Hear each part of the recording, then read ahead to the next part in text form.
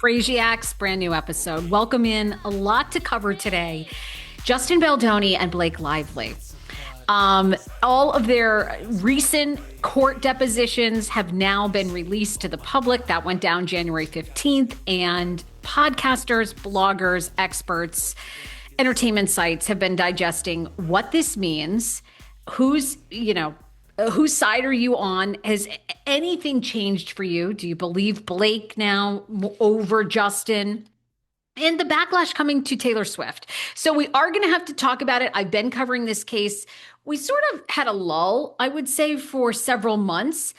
And we know that the trial itself is pushed back to May. I'm going to be honest with you, after seeing these depositions and a lot of these court documents that have been released, I stand by. I think a settlement will be reached. However, there's huge egos involved, so maybe we're going all the way to trial.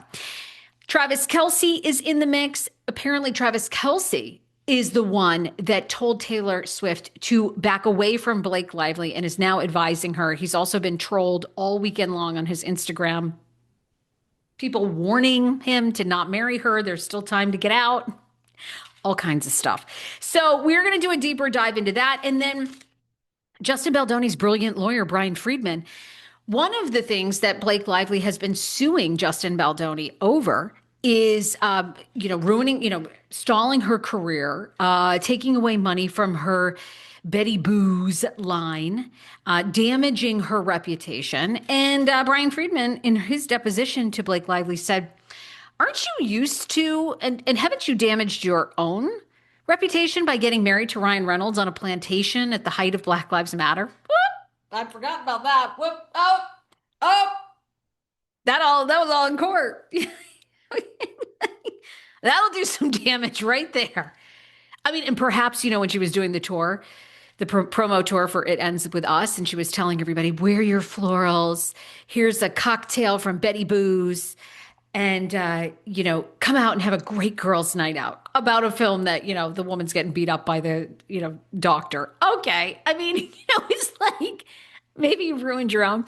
But I think this case is getting more fascinating because famous Hollywood people are being dragged in. And did they know what they were doing and participating to or with when it came to Ryan Reynolds and Blake Lively? Or did Ryan Reynolds and Blake Lively manipulate some of Hollywood's biggest names, Matt Damon, Ben Affleck, Taylor Swift, and they had no clue? So we'll talk about that. Sister Wives, I got tea. I got tea.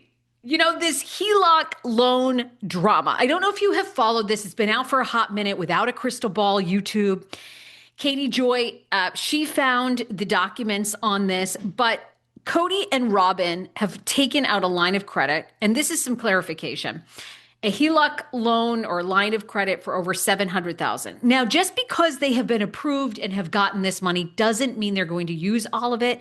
But the timing is fascinating because a lot of people believe that this money is now going to pay off Meri. It's very unclear, but because we have two conflicting sort of opinions, but Kody and Robyn say that they have made whole of Janelle, meaning she's been given McMansion money and Coyote Pass money. And then on top of that, Janelle has said, season 20, this most recent season, that she's never going to see McMansion money and she's fine with it. Her lawyer has said, give up. What's the truth? I mean, I'm going to be honest. It's not a good season for Janelle. This is like the takedown season of Janelle, and I'm not sure why. Really not. So this HELOC loan, a lot of people are now speculating where this money is going. And in fact, I thought this was somewhat clever, but also some very speculative. But someone actually did on Facebook, this is like wild, a breakdown of Kody and Robyn's financial crisis looming with their HELOC loan of $750,000. How soon will they go bankrupt? Let's talk about, we will, this is apparently according to ChatGPT. And lastly, Meri and her bestie Jen are now launching their own speed dating event in Utah. I'll tell you how you can go, fan reaction to this, and what are we doing here? Does this mean Worthy Up isn't going well? I don't know. Is this a continuation of Worthy Up? I'm worried for my girls. We got a lot going on. Maybe I'm reading too much into it. Okay, there you go. As always on TSFS, we have a full slate of shows this week. If you are watching the Valley Persian style, Amir and Natasha, one of the new couples on the show, are on the pod tomorrow. You don't want to miss it. David Yontif is here with Behind the Velvet Rope from Behind the Velvet Rope podcast. All kinds of Bravo tea to get to. I mean, this is a big episode coming up on RHOP. The sit down with Andy Cohen and Karen Huger we have to talk about. All that to get to. Don't miss him. He's going to be on the show. He's going to be so good. So, and if you missed yesterday's episode, I did a recap of Sister Wives One-on-One, Part 3, all of my thoughts. So go and listen to that jam-packed shows. And you know, I'm 4 weeks away, like 4.5 weeks away from having my baby. I'm 35 weeks preggers this week.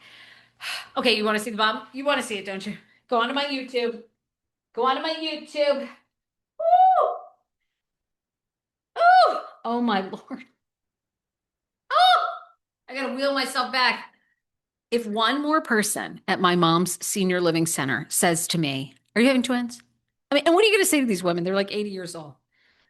Back off, bitch. I mean, you know, you're not gonna say that. They like, and I love where, you know, it's a whole thing with my mom. I'll get into that and not another podcast episode. But she moved from Maine to California. It's been very hard.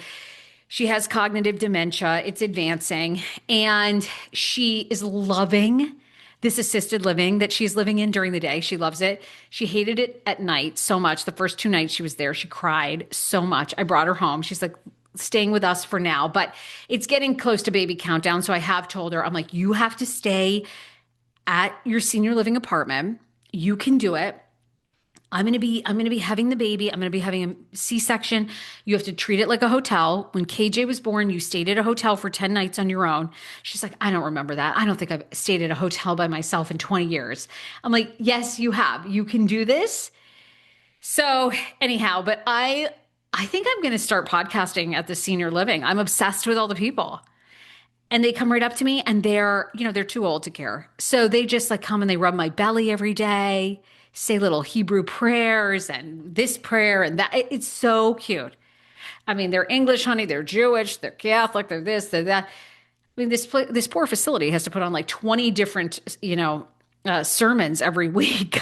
They have to accommodate all these people. I'm loving the older folks and we're all going to be there. So I'm embracing it.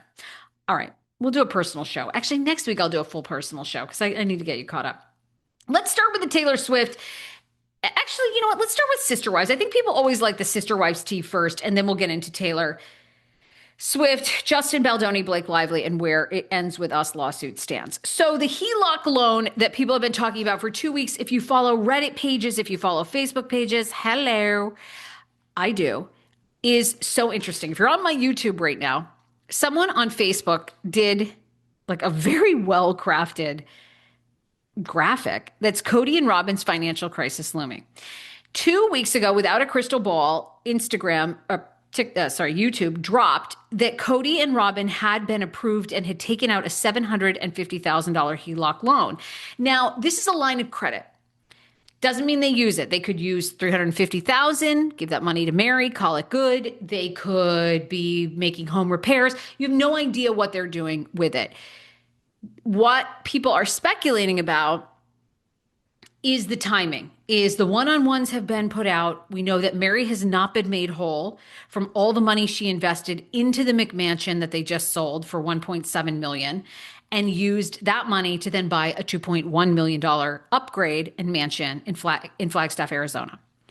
I had no idea, y'all. Flagstaff was like this rich. Flagstaff is like the Beverly Hills. They like LA. Those are LA prices, honey. In Flagstaff, out in the middle of nowhere. Sorry if you live there.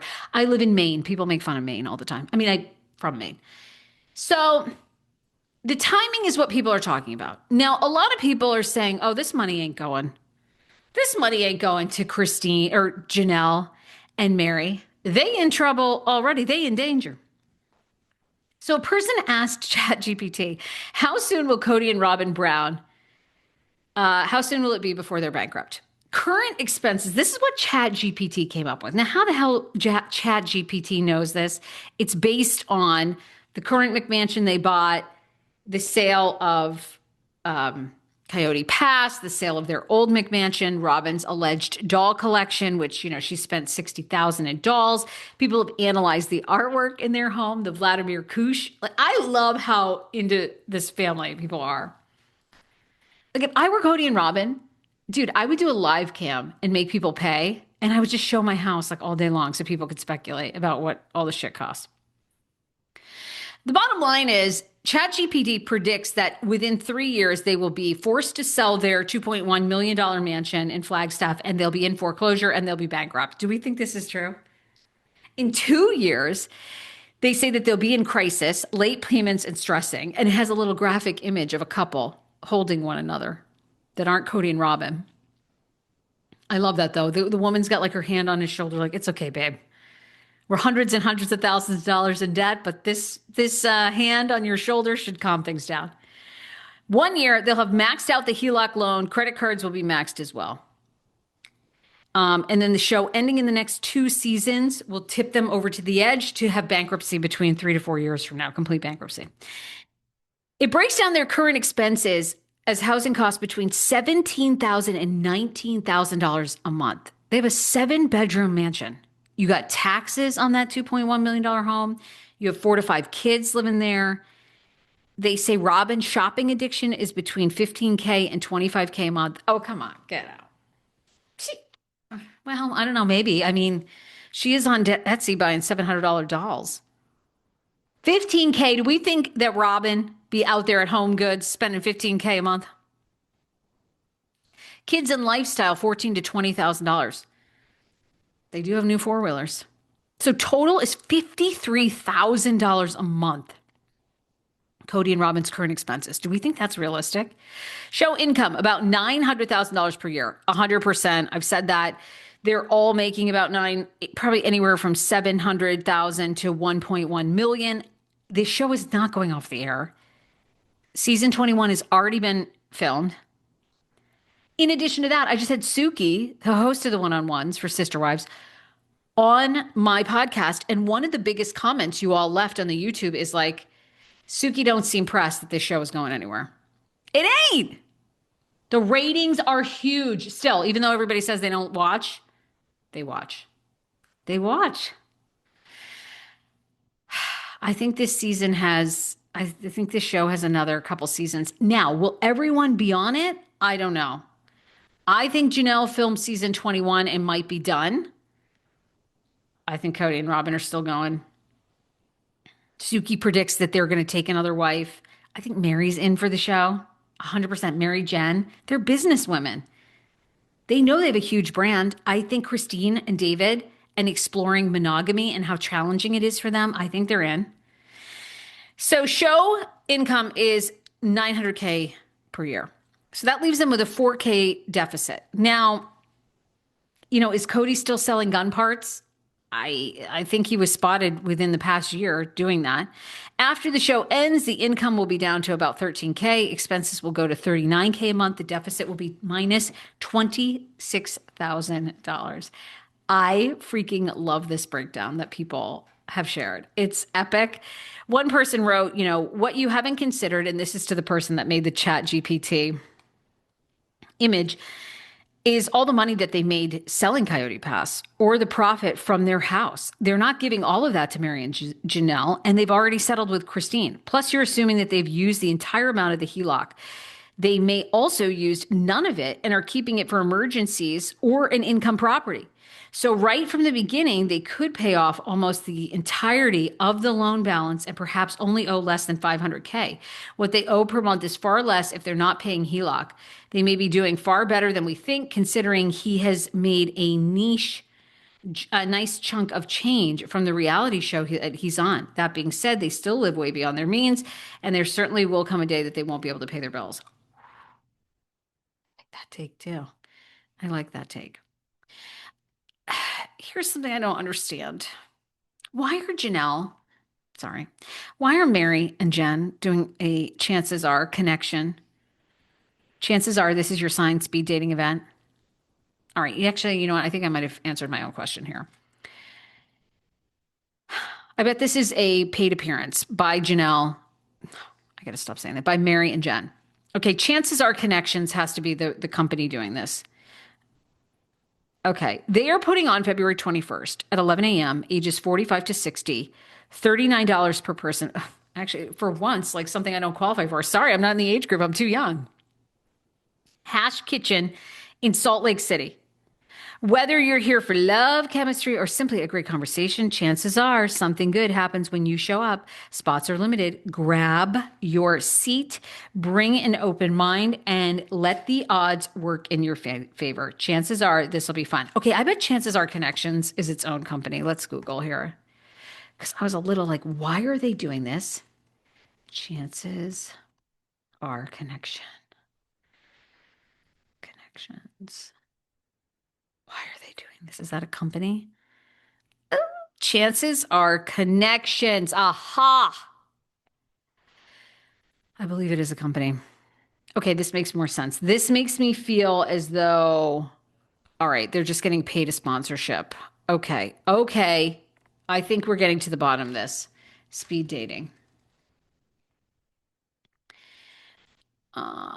Okay, yes. Step away from the apps into real conversation. IRL, baby. Chances are connections is a thoughtfully guided in person. Hang on. Speed dating experience designed to make meeting people feel comfortable, natural, and genuinely enjoyable. Okay, great. Okay, okay. I'm calm now. It looks like I don't know though. Now this is taking me to a an Eventbrite. Okay, well anyway, you know what? I'll look into this more. I'm just like, why are these girls doing this? Like this seems like a lot of effort. Aren't we supposed to be doing Worthy Up? I don't know. I just get when people start doing multiple businesses, I get nervous. Okay. Now, Jen, look, she's an entrepreneur in Parowan. They got a bike shop. She was involved with the bed and breakfast. Meri shut that down. She's now turning it into an event space at her mom's bed and breakfast that she inherited. She's still got the MLM leggings, LuLaRoe. She's got the Worthy Up. I just feel like where are we going with this, girls? Anyhow, they're hosting a speed dating event. If you're in the Utah area and you want to go, $39 a person. So there you have it. I would say too, like, does that mean she found love with Ron or Meri didn't find love with Ron? I don't know. Just putting it out there, but maybe speed dating worked for her and now she wants to share it with the world. I don't know. I just want to see more Worthy Up stuff. Like I haven't seen a lot of Worthy Up. We have Janelle doing Tada Farms that's coming along, but she's also doing one-on-one coaching. Where do you all stand, by the way, with Janelle? A lot of people feel like this is the takedown season. What did she do to the producers? Would she like, did she sleep with one and it went south? Because Janelle on Sunday night's episode is exposed as wanting to get married to Kody on Meri's birthday, wanting her sons to have Kody's build. And then we know her lawyer did advise her to sell Coyote Pass out from underneath Meri. What? People are like, she is sneaky Ling. I don't know. She's something, but a lot of people feel like they've had it with Janelle. This is like the takedown season of Janelle. Is she leaving the show and they're unhappy? I'm just saying. Okay, let's move on to something that I have spent an exorbitant amount of time on. I don't know if you have over the weekend. Reading, Zach Peter is one of my favorite, and Donna Bowling does a great job too. They're two of my favorite podcasters that really have done deep dives into covering Justin Baldoni and Blake Lively. Love their takes. But January 15th, a whole bunch, and a lot of people have slid in my DMs because you guys are defending Taylor Swift and also have said, how come all of these court documents are being released now? Well, because Justin Baldoni and Brian Friedman, Genius Play, have asked the court to unseal them. They won that. And some are redacted, but a lot of the court documents have been made public and is an update in the Blake Lively versus Justin Baldoni lawsuit. We know Blake Lively is suing him, sexual harassment, impacting and destroying her career, trying to derail her PR campaign, the whole thing, right? Their trial was originally March of this year. Now it's been moved to May. So we got deposition, conversations that were revealed on January 15th. We got emails between Blake Lively, Ryan Reynolds, Ben Affleck, Matt Damon. So where do we stand? Well, as of this morning, one of the biggest updates, according to The Sun, is Travis Kelce remains in Taylor Swift's ear and is playing a secret role in the Blake Lively fallout. He has warned Taylor Swift to stay away and be on guard. Travis Kelce has told Taylor about her friendship with Blake Lively, with sources claiming he is completely uneasy about it and the way that the actress speaks to the global superstar. The bombshell private text messages between the famous women have now been made public as part of the legal filings in Lively's ongoing lawsuit. As we know, in December of 2024 exchange, Lively reached out to Taylor, admitting she'd been focused on her own drama and felt like a bad friend as the war with Baldoni over the movie It Ends With Us heated up. Now, Taylor admitted to Blake that she felt uncomfortable with the new dynamic and went as far as to say that the change in tone felt like she was receiving a mass corporate email from Lively rather than text messages from a close friend. Quote, "You said the word we like 18 times, Taylor said. I just kind of miss my funny, dark, normal speaking friend who talks to me as herself, not like a plural unit. When it's a group I'm hearing from, I feel distanced from you even more than we were and are geographically." She added, "You don't need to apologize, just please come back." But since the situation exploded, Taylor's name has been dragged into the lawsuit and tensions continue to simmer between the two friends. The former besties have not been in public together since late 2024 when they did a double date with their partners Travis and Ryan Reynolds in New York City. Insiders have told The Sun that Travis was concerned about the drama and the way Lively was speaking to his wife-to-be. Travis absolutely loves Taylor, isn't afraid to speak up, and he thinks that Lively is no longer in her best interest. Of course, we also know that Taylor Swift called Justin Baldoni a little bitch and insinuated that, he knew something was coming and he was taking out his tiny violin to try to gain sympathy. This is, of course, because we know from these court documents now that Taylor Swift had a heads up that the New York Times would be doing an expose on Justin Baldoni being a sexual harasser to Blake Lively. So The Sun says that Travis is doing his best to keep Taylor out of this situation. Taylor was not identified by her full name in court documents, but indicate that texts are between her and Lively. They paint a picture of A-list friends trying to navigate a messy legal firestorm. And, of course, Baldoni in 2024, Lively accused him of sexual harassment and retaliation. But Baldoni denied the claims, even filed a countersuit seeking $400 million, but that case was thrown out in June of 2025 and so far has not been refiled. Also, we now know Dumois, my girl Dumois, has it on her page this morning that Taylor Swift was aware that Blake Lively would refer to her as Khaleesi and her dragons. So a lot of people also say, look, Taylor Swift is not as innocent in this, that she is a bully as well. Do you guys think that's the case? Do you think Taylor is a bully who went along with Blake and Blake's plan to overtake this movie? We know now, too, from new court documents released, Colleen Hoover was anti-Justin Baldoni, wanted him out. I mean, it's all been revealed, right? Text messages, according to Dumois, reveal Taylor Swift allegedly knew of Blake's dragon reference, despite reported displeasure, while Taylor calls the situation a horror film. Okay, here are the court texts. "I'm not okay. I can't breathe. I'm obsessed with you." This is Blake Lively to Taylor. "I have never felt more like Khaleesi. I have dragons, except my dragons are bred with Khaleesi herself." This is from Taylor Swift. "I'm just picturing you muttering Dracarys, and then I fire off those texts to Austin." Taylor Swift would allegedly like to remove herself from the ongoing It Ends With Us saga. Sources tell Dumois that the singer despises being dragged into the drama. Apparently, the infamous Khaleesi text messages that Lively sent to Baldoni referencing Swift and Reynolds as her dragons did not sit well with the pop star, but she had heard them before. Swift, who is her own share of drama to deal with, is not interested in involving herself any further. Blake Lively had also texted her, "That's wild about this entire thing. Everything is in their own words." Taylor, "It's the only way to beat liars and hypocrites." Blake Lively, "This is all about Justin. Can you imagine feeling as confident as these predators that you're going to always get away with it? Him accepting an award as an ally for women, and Scooter going about the world with his head held high so he co-owns and funds a crisis PR company that silences women. Taylor Swift writes, it's like a horror film no one knows is taking place. Blake writes, oh, but they will. It's the only thing that can come of this, the good that protects other women from this happening to them. Meanwhile, I walk around feeling death sentence guilty and apologetic for being sarcastic and liking a theme party. Whose side are you on? Whose side? People are calling these texts absolutely cringeworthy.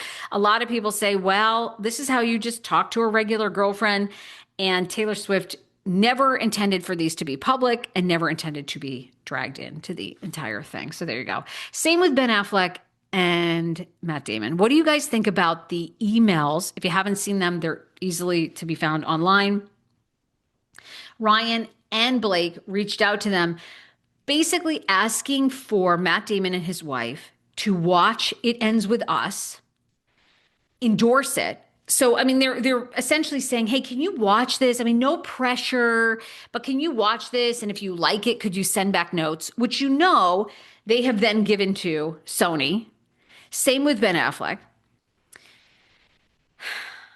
On May 17th in 2024, another exhibit showed Lively appearing to send an email to Matt Damon's longtime filmmaker partner, Ben Affleck, to feel out whether he was willing to watch the movie and give any ideas or notes.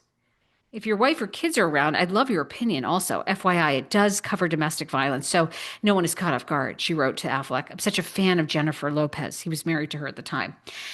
I've told her so much every time I met her, and it would be an honor to have her take. She opened up about It Ends With Us being the most upsetting experience I've ever had on a movie. The making of a doc of this film would be more interesting than the movie could ever be, she later wrote to Affleck. If I would have just formally directed it, it would have been much easier. In separate text exchanges 2 days later with a person whose name is redacted, of course, this is Lively wrote that It Ends With Us author Colleen Hoover attended the screening of Lively's version of the film and it killed in the room. Bradley Cooper watched it twice, Lively added, explaining he has made me feel so good about the cut. So it appears that Ryan Reynolds, Blake Lively, were working behind the scenes to get all their A-list friends to endorse so they could forward it to Sony. They did share it with some Sony executives. They complained about Justin Baldoni. They could get these people on their side to overtake It Ends With Us, show Blake's version of it, and then get him so he doesn't have any rights to Colleen Hoover's books, and Ryan and Blake could go on and direct and produce Colleen's movies. I mean, how do we still have a lawsuit? I don't get it. I don't get it. Lastly, in the court documents, which have been everywhere as well, Brian Friedman deposed Blake Lively and reminded her, didn't you get married in 2012 at a plantation in the South to Ryan Reynolds? Aren't you used to destroying your own image? You know, so you're saying that Justin Baldoni did all this damage to you and your brand, but haven't you, contributed to that over the years? Now, Blake Lively and Ryan Reynolds have since apologized for getting married at a plantation. They did an interview. The couple pledged $200,000 to NAACP, and they say that to this day, it's one of the biggest mistakes, and they're ashamed about it. They said in a statement at the time, we're ashamed that in the past we've allowed ourselves to be uninformed about how deeply rooted systemic racism is, noting that they wanted to use their privilege and platform to be allies. Lively and Reynolds said at the time, we've never had to worry about preparing our kids for different rules of law or what might happen if we were pulled over in a car. We don't know what it's like to experience that life day in and day out. We can't imagine feeling that kind of fear, that kind of anger. We want to educate ourselves. Do you guys believe this? These two, my God, they have nothing to do but smell their own farts. Am I right? What a mess. And great point by Brian Friedman. Haven't you already effed yourself with your own reputation? All right, we'll see where this goes. Like I said, I think they settle. I do. I think they settle. I think these are pretty damning. I understand, by the way, people's arguments that I tend to believe. Now, I know my friend Zach Peter feels different. He feels that people were warned about Blake and Ryan. They've had a horrible reputation for years. So did their PR rep, that is true. I do know that. And so that these celebrities should not be given a pass. They knew the BS that Ryan and Blake were up to. But I do have to say, I mean, I think it's a stretch that people like trying to take down Taylor over these texts. It's like, you're going to say that for any of your girlfriends who say they're being sexually harassed or they work with a crappy coworker. I mean, we all have texts like that.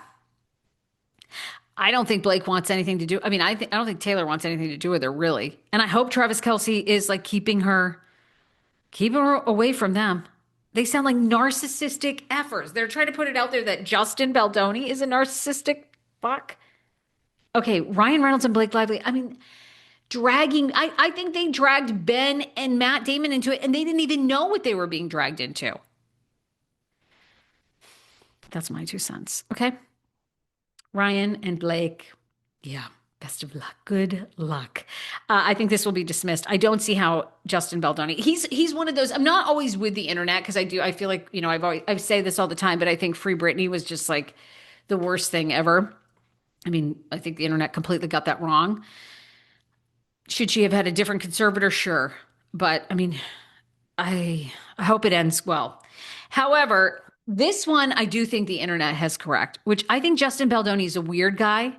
I think his Baha'i faith, he's too touchy-feely. He's one of those. Have you ever worked for a male boss who was like a complete pushover and softy and it just didn't work? But you've also worked for the male boss who was a complete a-hole and people left that company, but like it worked. You know what I'm saying? And I'm not, then I've worked for bosses that were just fantastic and were middle of the road. They were like hard asses when they had to be, but they weren't pushover men. Baldoni, I think, got too close. The guy flew too close to the sun. There was too much about coming in and let's talk about our feelings. Too many meetings, I think he just played it massively wrong. Do I think he's a sexual harasser who tried to destroy her career? No. And I hope he gets some money and is found innocent, but we will see. Okay. Frasiacs, love you. You guys know my new year. If you want to launch a podcast, baby, there's no better time than now. I just had a podcasting consulting client this morning, my girl Jamie, who has a nonprofit podcast. I am taking on a few clients before and after having the baby. So if you are interested in consulting, $4.50 an hour, The Sarah Fraser Show. I'll tell you all the tricks of the trade of how to make money and grow your podcast. Unfortunately, it is not having big name guests on. They do not bring downloads. I also have 3 courses from Podcasting 101 to 6-Figure Master Plan that will tell you how to start a podcast, monetize, where you should be advertising your show, which guests you should go after to make money, and which hosting platforms you can start monetizing on today.